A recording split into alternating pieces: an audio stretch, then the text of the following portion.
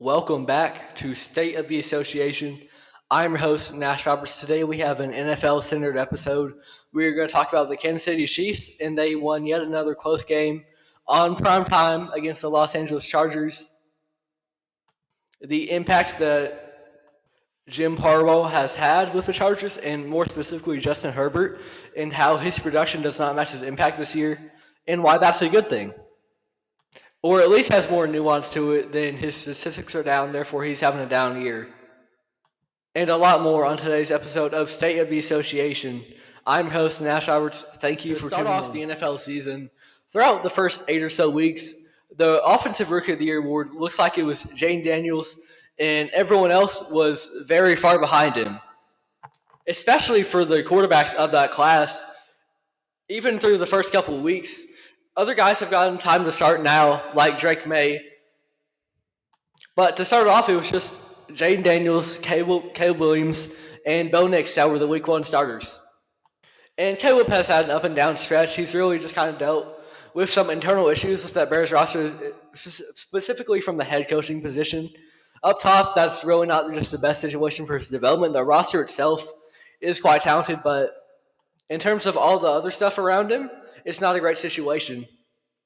So he's kind of had an up and down year. But for Bo Nix and Jayden Daniels, they were polar opposites to start the year. Bo Nix looked like the worst quarterback in the NFL for those first couple of weeks. It was pick after pick and a lack of touchdowns to make up for that matter. The completion percentage wasn't quite there either, and it looked like Bo Nix was the sixth quarterback taken in that draft, which he was. But this was also a guy who was a veteran at Oregon. He spent a lot of time in college, and in that, you might not project him to have the highest ceiling in terms of how much can we get and develop this player on the NFL level, but you do expect him to kind of come in and make an instant impact. And Bo Nix did not do that to start off the year. But Jayden Daniels, on the other hand, he looked like a really exciting player. He led Washington to some big early victories. And throughout the first couple weeks, no rookie quarterback had a passing touchdown. But Jayden Daniels was able to get some work done through the ground game as well, and be a very, very effective rusher for this Commanders team. And that's really been the best part about Jayden Daniels' game. Has been not just the fact that he is a very good passer, very safe with the ball, but you've got that safe, and then you've also got him knowing when to run when a guy's not open. And he was able to mix both of those, and that's something that so many high-level scrambling quarterbacks don't even get to do it in their peak. You look at a guy like Jalen Hurts, as talented as he can be, and as good as he can be at times, there are also moments where he can't balance that run game and pass game, and he can miss his reads sometimes. And he has picked things up as of late, but there was a time towards that collapse that the Philadelphia Eagles had at the end of last season, and to start off this year, where Hurts was throwing a lot of turnovers. So that's just an example of a rushing quarterback that was not able to, balance both the passing and rushing aspect. But Jayden Daniels, on the other hand, was really safe with the ball, and to see that from a rookie, to have him be so polished and safe in that pocket, that's huge. And then you add on top of that what he was able to bring to the game in terms of rushing. He looked like a clear front runner for a Rookie of the Year. But now, over these last couple weeks, Bo Nix has looked really, really good. And his main focal point is his pocket passing, but he's also a really solid runner in his own right. And Bo Nix, once again, this is a guy who spent a lot of time in college. You expect him to be good right away, and he wasn't to start off the year. And as a result, the Rookie of the Year award looks like it was really Jayden Daniels to have. But now, Bo Nix is really putting himself in those conversations. So then the question really becomes, after this midseason turnaround from Bo Nix, of who deserves the Rookie of the Year award? Bo Nix or Jayden Daniels? Because those are the two guys that are far and away the front runners for the award.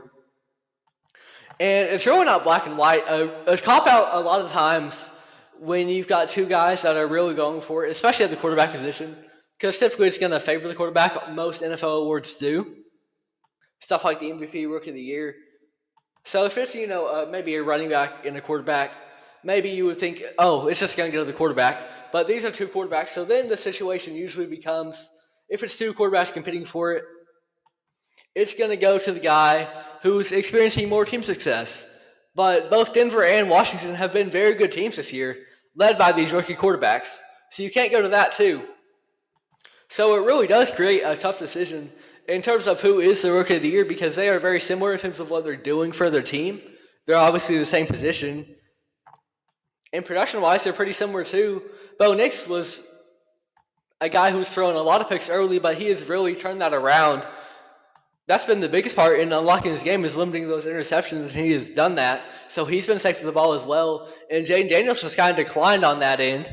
He's still a very good quarterback, but he's almost kind of hit the rookie wall in terms of getting any better at this point. I don't know that Jayden Daniels is going to get any better his rookie season development-wise, just because he was already so good from week one. And for Bo Nix, it kind of took a little while. And as a result, he has not hit the rookie wall yet, and he's continuing to get better week in, week out. And I think that kind of, in the eyes of the voters at least, is going to give him the edge. Just because of recency bias, that runs wild throughout so many circles, and especially in voting ones. I mean, you look at any league, and there are so many cases, especially with something like the MVP award, of voter fatigue, where a very deserving player who we've seen win that award in the past, because they've won it a couple times in the past, they're not going to give it to them again, even if they're doing great stuff and perhaps are the best player in the league, just because we've seen it so much. And it might go to someone perhaps less deserving when we look back on it with history. So recency bias is a huge thing of awards. And with that, I think it could very well go to Bo Nix, because of the way he's played as of late, and the way Jayden Daniels has kind of not looked the same as of late. He had one really good game in the past couple weeks. And other than that, he hasn't been a bad quarterback, but he isn't the same guy hitting the same highs that we saw earlier on in the year. And as a result, I think it could very well go to Bo Nix. Who deserves it more? That's really a toss-up, because once again, there's the team success.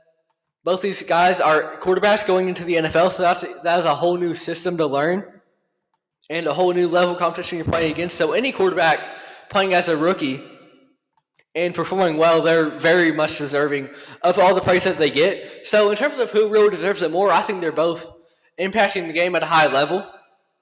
I could almost argue Bo Nix just because of his division, because he's playing two really good pass defenses in both the Chiefs and Chargers. Harbaugh has really turned that LA team around.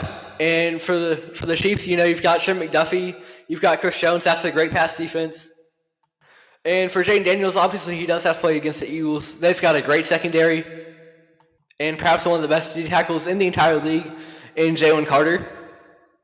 But other than that, Dallas hasn't looked too good on the defensive end this year, and the Giants, they don't have a lot going for them. So because of the strength of the division, in terms of the defense that they're playing, I would almost argue that Bo Nix is more deserving. But both of them have been super impactful, and that does not take anything away from either of these guys. They've both had great rookie seasons, and I think that is something to really appreciate, especially at that quarterback position. Because we get spoiled in recent years by maybe a Baker Mayfield, by a Justin Herbert, by a CJ Stroud, these rookies that come in and have great rookie seasons. So often that is not the standard. It often takes quite a while to develop. And most guys are not a capable NFL quarterback from week one. Even Bo Nix, we saw first couple weeks, he didn't look like one. You think of Jordan Love, back when the Packers drafted him, they set him behind Aaron Rodgers for a long, long time, because they kind of knew that. And they knew that sitting him behind a veteran, one of the best quarterbacks ever, would absolutely help his game. And then Jordan Love really burst onto the scene his first year starting, but not his rookie year last year. Patrick Mahomes sat behind Alex Smith for a year. Obviously, Alex Smith is no Aaron Rodgers, but then in Mahomes' first year actually starting, he throws for 50 touchdowns. So there is something to it. Often teams, it can be a smart maneuver to let your guys sit for a year, because so often rookies can't be productive their rookie year. And sometimes that can even kind of signal a decline, set a bad precedent, throwing them to the Wolves week one if they aren't able to mentally prepare themselves for having a bad game, because that's going to happen playing against NFL defenses, and sometimes guys can lose their confidence and never become the same player. You look at Trevor Lawrence, there's still some untapped potential there. His development was hurt by playing under an incompetent head coach for his first year. And that rookie year, his production wasn't very good. He gets a pass because of the coach that he had. But, one could argue that that kind of has altered his confidence a little bit because this was a guy that was so used to winning, experienced so much success. He gets to the NFL and it's not the same.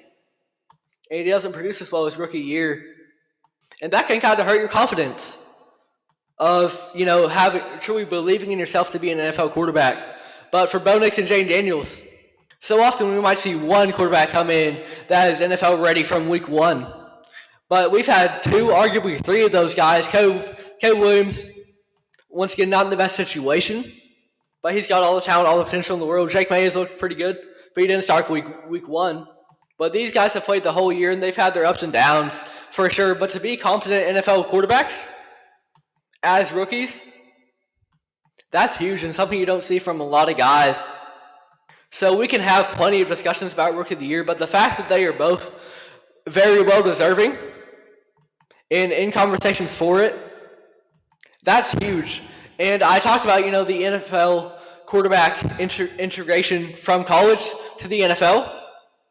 I think that's why you can argue that a skill position player might have the advantage in terms of production right away, because the quarterback has to ultimately be the one to lead the team, learn the whole playbook.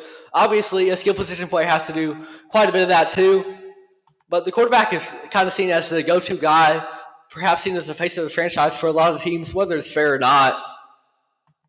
So, skill position players producing from day one, that's great, of course, but to see two quarterbacks do it, that's more than great. That is exceptional.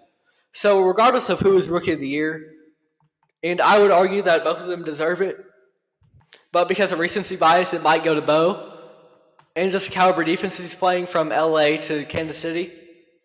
But both of them are very deserving, and that is huge that they could both make a legitimate argument as rookies coming in from day one and instantly producing. It's great to see, and we should just appreciate both Bo Nix and Jayden Daniels came to the New York Jets. He was seen as the guy that was going to turn this franchise around. His last year with the Packers, he was really solid, especially for his age. And the 2 years before that, he was the MVP of the league. So this was a guy who, despite his age, was still playing at a pretty high level and a quarterback. And the New York Jets have not had a competent quarterback for so many years now. Even recently, they've spent first-round draft picks on guys like Sam Darnold, who's just now breaking out from Minnesota, and Zach Wilson with the number 2 overall pick. This is a team that has not had much quarterback success whatsoever in recent years, and especially in the case of Zach Wilson, they really felt like that was the main thing that was holding them back, because they liked what they had on the roster with guys like Garrett Wilson, Breece Hall, some really good defense players as well. Sauce Gardner, of course. Garrett Wilson was a wide receiver who had produced with Zach Wilson as his QB. And even Zach, dealing with benchings as well. He played through a revolving door of quarterbacks throwing the ball. And Garrett Wilson still went out there and produced. And the Jets felt like they were really a quarterback away. So they go out and get Aaron Rodgers. And really the hope of this is because of his age. The hope in the idea of getting Aaron Rodgers was not just that he would be a really good quarterback for you for years, but that it could also create a culture shift in New York, because this is a franchise that has continually experienced losing seasons after losing seasons, incompetent front offices, and just not giving the fans much to root for and not giving the team much to be optimistic about. So Aaron Rodgers, you expect him not just to produce like the quarterback that he is, like the uber talented, perhaps most talented quarterback in NFL history. You expect him to be a good quarterback now and to set the culture for the New York Jets for years to come, even after he's gone. So in his first year with the Jets, in his first game, just minutes into it, he goes down with an injury and he is out for the year. And Zach Wilson comes in and plays technically the best quarterbacking of his career at 8 touchdowns to 7 picks, completing 60% of his passes. And when that's the best of your career, maybe there's some problems there. And yes, there is kind of the idea that Zach Wilson, he wasn't prepared in that role to go out there and start for this team. He thought he was going to sit and learn behind Aaron Rodgers. But we had seen in the years past that Zach Wilson had really struggled in the NFL as well. So the idea was that, this quarterback situation was what was holding this Jets team back. And they were just going to have to wait another year. And then, regardless of how they performed, it didn't matter. Ultimately, the end goal was getting Aaron Rodgers healthy. And this team was going to run it back next year. And they were going to be even better with a capable quarterback who was not too far removed from back-to-back MVP seasons. But Aaron Rodgers comes in this year, and his production is a little bit better than Zach Wilson, but the team is doing even worse than they did under Zach. And this is not something that is going to, credit to Zach Wilson, but there are many, many flaws with this Jets team, and Aaron Rodgers is not the solution. In fact, he is arguably part of the problem with this team. Because with Aaron Rodgers, the production in itself is fine enough. 20 touchdowns to 8 picks, almost 3,000 yards already at this point in the NFL season. But the biggest thing with Aaron Rodgers has been the culture shift, which was expected to be a major, major positive for him going to New York. But he has not helped that situation whatsoever.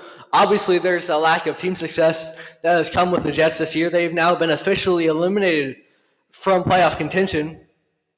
But Rodgers, in his own right, can have a reputation for being a little bit of a diva at the quarterback position. And that is not what the Jets team needs. Aaron Rodgers, for better or for worse, he loves his guys to have around him, his yes men, really. Guys like Nathaniel Hackett, who, as we have seen, is not a competent NFL offensive coordinator. Devontae Adams, which is understandable. The Jets went out and got him, and that was ultimately to appease Rodgers, not necessarily for the talented player that Adams was. So really that move kind of displays the culture shift that is in New York right now, or that was in New York at least, and that was to please Aaron Rodgers first and foremost. And football operations come second. Because the Jets, for so many years now, their football operations haven't been very good in the first place. And now you get this all-time quarterback. And you want to do what you can to keep him happy. Because this is the best, most talented quarterbacks that the Jets have ever had. At the very minimum in recent memory. And so you want to please him. But now your focus shifts from what is best for winning games. And I would understand Devontae Adams, that move in itself in a vacuum. But other things like having Nathaniel Hackett as your OC, that's not a good move because from what we've seen with Nathaniel Hackett, he can really limit offenses. So that's not the most savvy move by the Jets. And so it becomes a situation of pleasing Aaron Rodgers. That is the culture of the Jets. It is Aaron Rodgers. And the team has failed around that. It would be one thing if they were playoff contenders, if they were a team that could really be seen as one with a Super Bowl window, but they're not. They have been eliminated from playoff contention. And they're doing all that they can to please Aaron Rodgers, and they're mortgaging their future for this. But they're not even experiencing success now. It's one thing to mortgage your future to win now, but you can't even do that. And now Aaron Rodgers is unhappy with this situation. And the Jets, they went out and fired their head coach because they weren't experiencing enough success. But what Robert Saleh did for that team at the bare minimum, despite maybe his offensive flaws as a head coach, he was a good defensive-minded coach. And ever since he's been gone, that defense has looked worse too. And that defense was the main redeeming factor for that Jets team. And now they don't have that, and the offense isn't clicking either. So there are no redeeming qualities for this Jets team. And they built everything around it to please this quarterback. Because they got too excited. They thought that they had some good pieces and that they were just a quarterback away. But the Jets, from what we've seen, are far, far more than quarterback away from winning. And so you add in Aaron Rodgers to that mix and the expectation that they were a quarterback away. So you do everything you can to help out Aaron Rodgers, and all of a sudden, he does become part of the issue in New York. Because you do everything to please him, when at this point in his career, he's not the guy that can elevate your team. And part of it isn't his fault. that you ask him to elevate it, but he is asked to do so. And he just isn't capable of elevating this team anymore. So the Jets, they build everything around him, and now they're out from playoff contention. And that's not to say Aaron's a bad quarterback. Far from it. He's an all-timer and still putting up solid numbers. But in terms of what he's doing for the Jets team, he's really a negative for them. And now, whether you keep Rodgers or not, because there have been discussions about that, even if you don't keep him, this is a huge hit to your already negative culture, because now you can see the real fundamental flaws of this team that are so much more than a quarterback. And then you did everything you could to bring in this quarterback and please him, make him happy, and you don't experience success with him either, and it really just becomes a situation of what can the Jets do? Because they've got solid skill position players on both the offensive and defensive end. They have a good quarterback who, as a veteran, at least has a very good knowledge for the game, one of the most talented quarterbacks ever. But it's still not enough, and it's just a matter of the culture of this organization and so many disappointments that they've had over the years. And they got overzealous. And they put all their eggs into one basket when that basket, as we're seeing this year, has become unstable. That basket might not be able to hold all those eggs anymore. And that basket is certainly not the solution for Easter, to wrap up that little metaphor there. So the Jets are going to be in a very interesting situation, in one that they never would have thought that they would find themselves in. In this case of Aaron Rodgers, because they thought he was their guy, and they planned around that. But they didn't have a plan B. And now the Aaron Rodgers tenure in New York has not experienced success either. And now you're in a situation where this quarterback might want out. And what comes after that? Because you're much more than a QB away. And this tenure has really only magnified the fundamental issues with the New York Jets organization and the many, many flaws that come with it. And so the Jets arguably look even worse than before, and they aren't winning now either. Through so many factors, some in a Rodgers control, some not, the Aaron Rodgers tenure in New York has ultimately been a failure. And it does not set a positive precedent for the future of this Jets team. Not only have they failed to win now, but the change in culture has not been necessarily what this team wanted. And there's been scapegoats, there have been moves to appease Rodgers. But at the end of the day, none of it worked out. And it's a shame to see, because it was a really exciting prospect of seeing Aaron Rodgers go to the Jets. He even, followed in the footsteps of Brett Favre, a great all-time Packers QB, going off to the Jets. And there were sky-high expectations, and perhaps some of it rightfully so, because this guy's an all-timer, he's so talented. And the Jets seemed like a promising roster, like a promising team. But Aaron Rodgers has not been the solution in New York, and has perhaps added on some more problems. No matter how you look at it, whether it's right now, whether it's the future, his tenure in New York has been a failure. Of course, as a result of the current team's success, but also the expectations that were placed on him and how it's been disappointing relative to that. Has completely changed the culture in Los Angeles for the Chargers. And it has absolutely been a success. He comes into this team as a head coach, and he adds a completely different dynamic to it. And the Chargers have finally looked like a team that is not on the rise, but one that is here. Not one that had the potential to be good in the future because of their quarterback, but one that is good right now, not just because of their quarterback, but because of the team as a whole.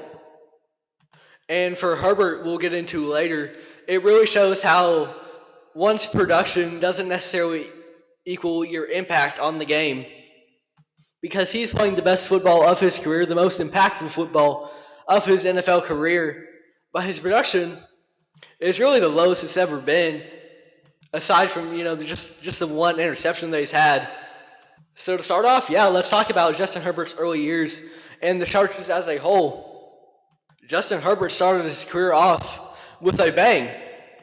Coming out of the 2020 draft, he was competing with Joe Burrow for that Rookie of the Year award. And right up until he got injured, most places had Joe Burrow as the favorite to win Rookie of the Year. But Justin Herbert was absolutely in those conversations. And production-wise, he was actually outproducing Burrow just a little bit. But Joe Burrow was a guy who had one of the best seasons as a college quarterback ever. Really burst onto the scene during his final year at LSU. And so for Justin Herbert to be in conversations throughout the year with Joe Burrow for that Rookie of the Year award, even while Burrow was still healthy and playing, that's huge for Herbert. So he had a great rookie year. He set the rookie passing touchdown record. So he was putting up numbers that no rookie ever had. And up till this year, he has his highest pass rating ever came in his rookie season up till this year at 98.3. 31 touchdowns to 10 picks, well over 4,000 yards. And then the next year, his sophomore season, he goes and tops that. He throws for 38 touchdowns and over 5,000 yards. And him and Tom Brady were the only quarterbacks that year. Tom Brady on a team that had no real run game were the only quarterbacks to throw for 5,000 yards that year. And 5,000 in itself is an accomplishment that most NFL quarterbacks never get to. It's really only the elite of the elite, as well as Jameis Winston. And Herbert goes out and does that in just his sophomore year. Throws for 38 touchdowns as well. But also 15 picks is kind of the drawback on this. Because yes, he's putting up eye-popping numbers, but he is turning the ball over quite a bit. Almost one pick per game. But this Chargers team, for better or for worse, is going to live and die by Justin Herbert. And that continues to be the case for years moving on. Throws for 4,700 yards the year after. And the year before last, he dealt some injury. He still threw for 3,000. Or not year before last, that was last year. But one thing worth noting, though, is that his passer rating has still not got to that point that it was during his rookie year. He's having high volume, especially his second year. And the Charger team is going to run through Justin Herbert. But from an efficiency standpoint, he still has not been as impactful as a quarterback as he was his rookie year.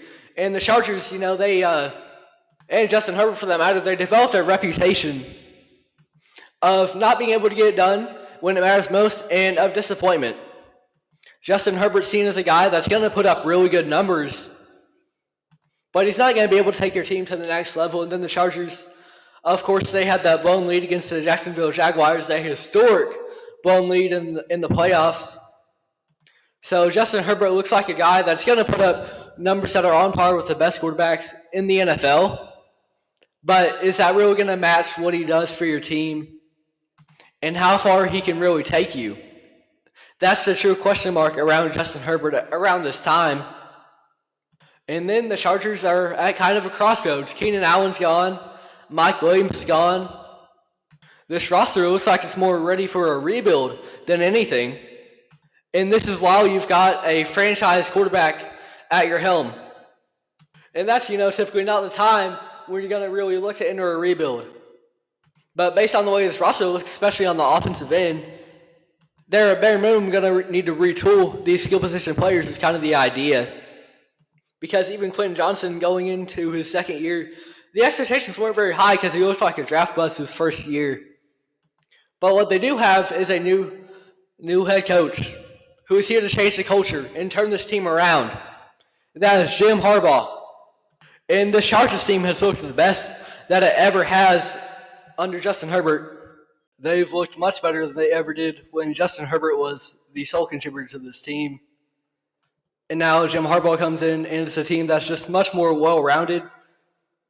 Because if this team was still just really built around what Justin Herbert can do, that was what the offense was focused on. Losing guys like Keenan Allen, like Mike Williams, that was going to be a major detriment to this team. But Harbaugh comes in, and this team is a lot more defensive-oriented, and they have a more run-heavy offensive scheme.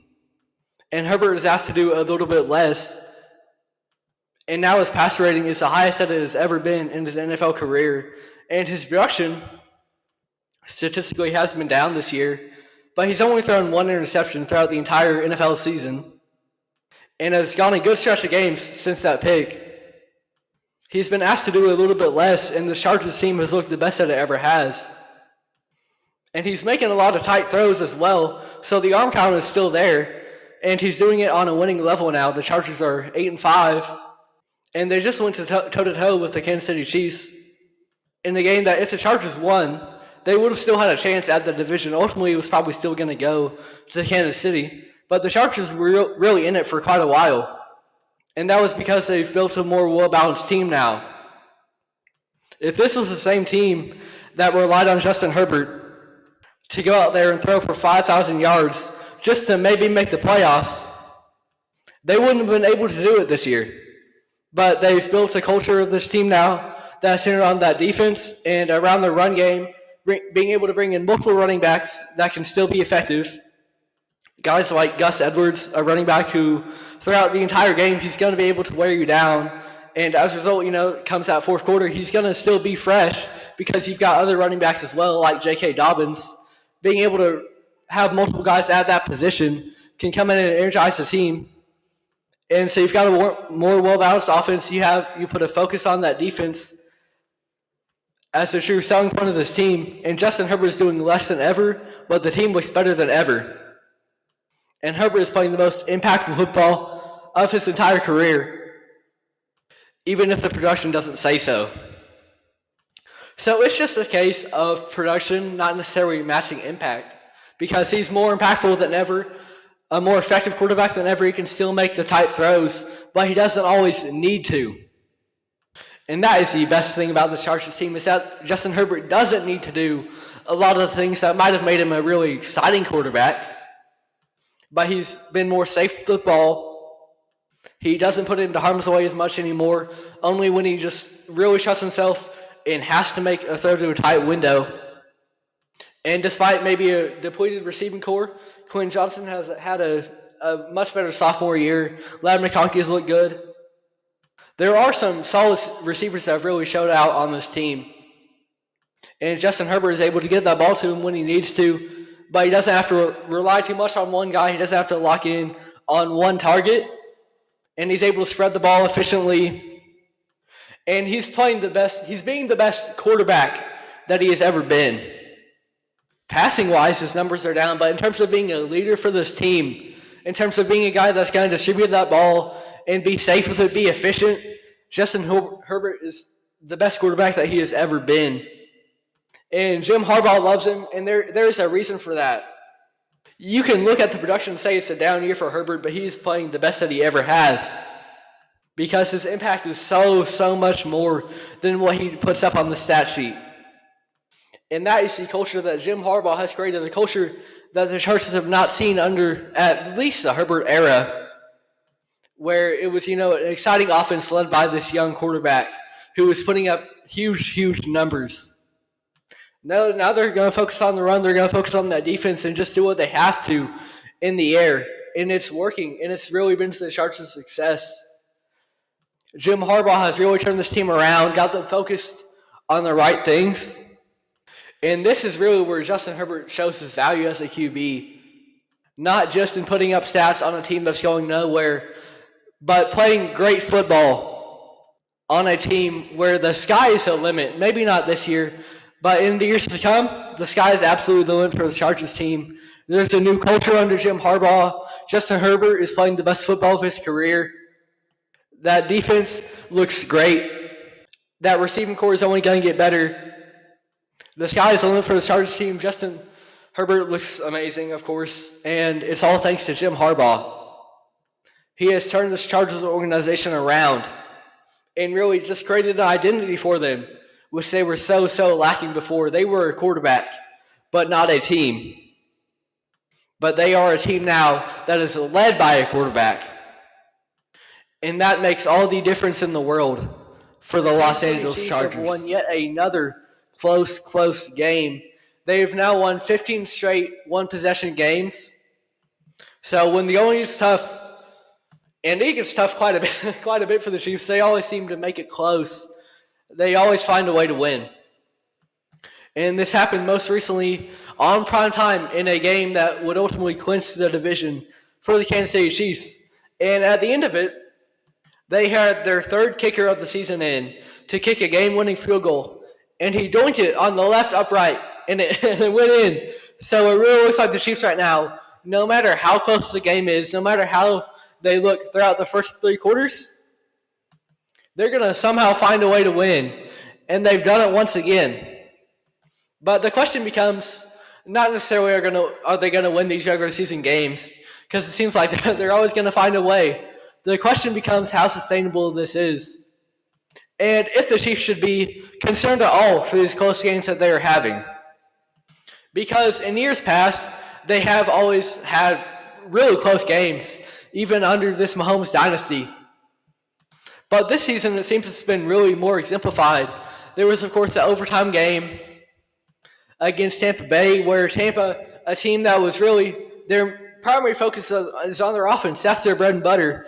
But their offense never got a chance to touch the field because the Chiefs went out and scored a touchdown. There was that field goal against the Raiders.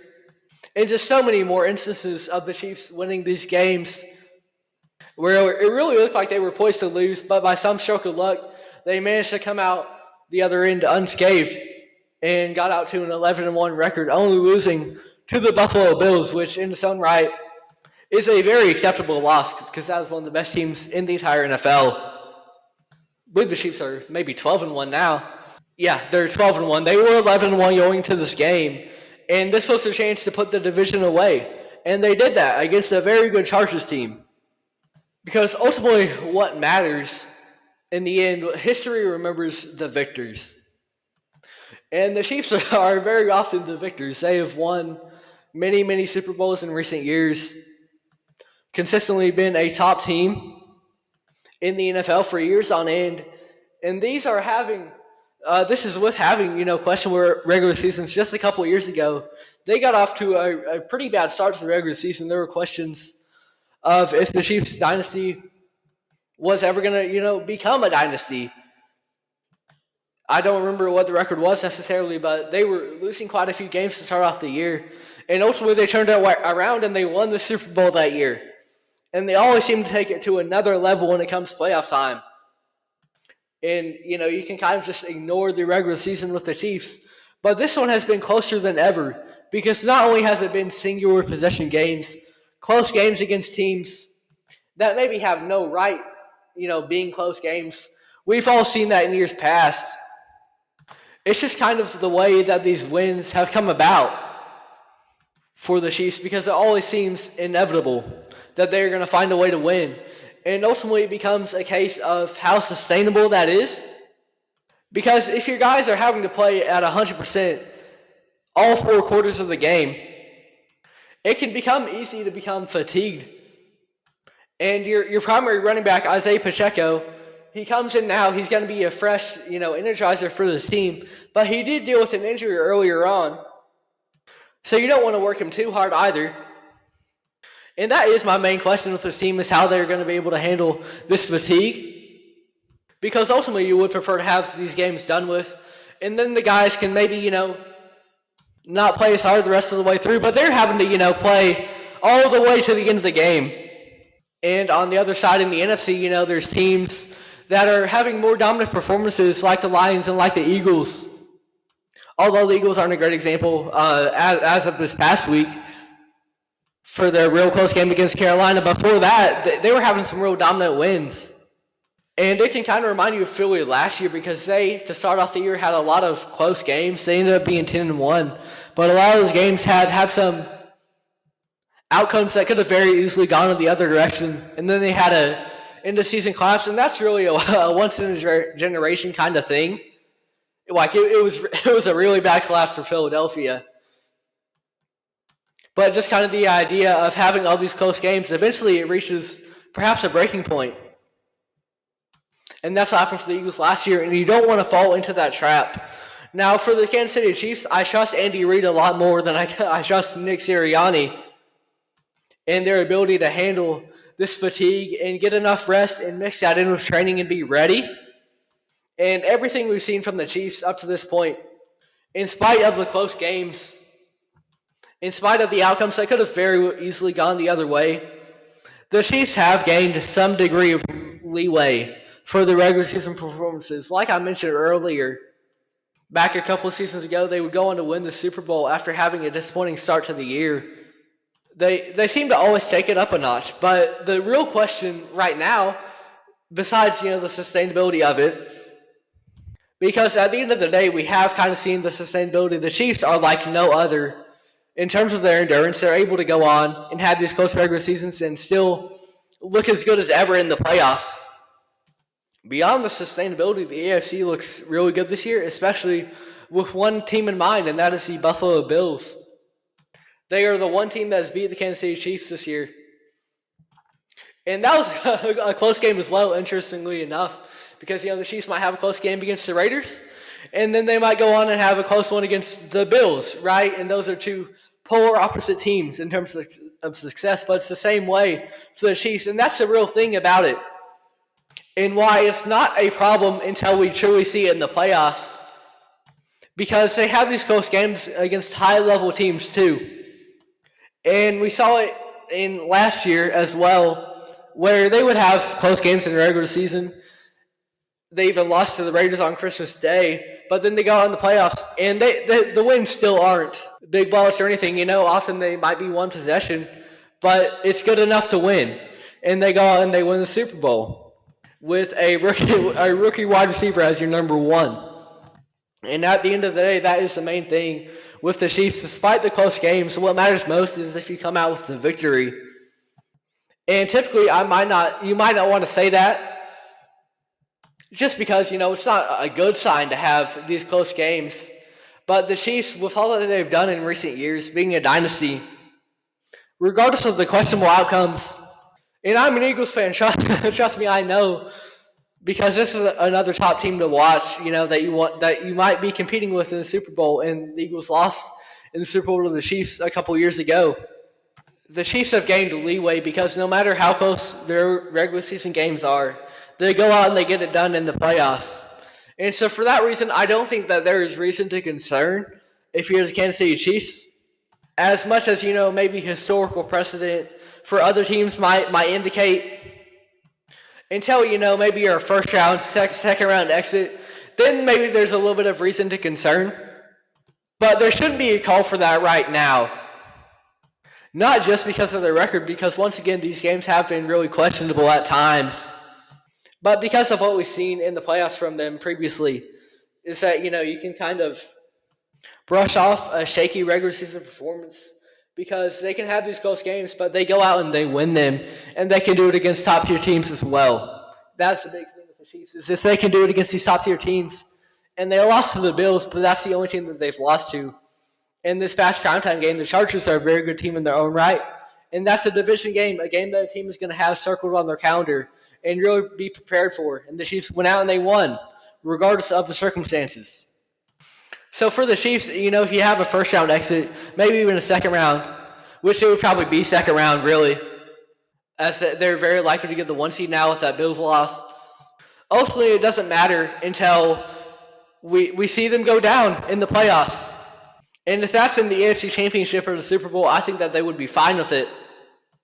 It's only in the second round that you would maybe have to have conversations about this not being sustainable, because really this has been the biggest example of the Chiefs having super close games. They're 15 straight games won by one possession. But in general, I don't think there's reason to concern yet. I don't think that we should jump the gun. As much as, of course, it can become easy to criticize the Chiefs. They're going to have every single thing that they do magnified, and rightfully so, perhaps, because we're in the middle of a dynasty. As unfortunate as that might be for parity in the league, they're going to have everything that they do under magnifying glass. But they've proved that they can get it done on the highest level, and when push comes to shove, they win these shaky games. And an ugly win is always better than a pretty loss, no matter how it comes about. If they can get it done in the playoffs once again, as they have shown year after year that they can do, there's really not reason to worry for the Chiefs, regardless of these close games that they're having. Rashee Rice, he's entering his sophomore year. He's only going to get better. And the Chiefs won with him as their rookie wide receiver, as their top wide receiver, as a rookie last year. Isaiah Pacheco, he's getting back into the swing of things. I've got a bad feeling that Pacheco in these playoffs, he's going to, come in and get more carries than he has in this rehabilitation stage. And he's going to come in and just flip the dagger into one of these top AFC teams. And Travis Kelce had a rough start to the year. He's getting things back together. This Chiefs team, no matter how shaky the games are, no matter how questionable the outcomes, and the way that they come about, they have earned some level of leeway. And the only reason to be concerned for them is if they have a second-round playoff exit. So all eyes are going to be on Kansas City come playoff time. And you're winning these close games now, and you're just going to have to see if you can do it against the highest level of competition. Because there's a lot of solid teams in this AFC right now. The Ravens are a wild card team, for example. And Pittsburgh has had a surprise year, is being the reason for that. There's a lot of good teams in the AFC right now. But the Chiefs have shown the ability to win close games. The Bills are really the only team right now that looks like they have the power in the AFC, at least, to take down the Chiefs. It's just going to be a matter of winning these close games. And overall, that's what Kansas City has done, regardless of how the circumstances come about. When push comes to shove, they get it done.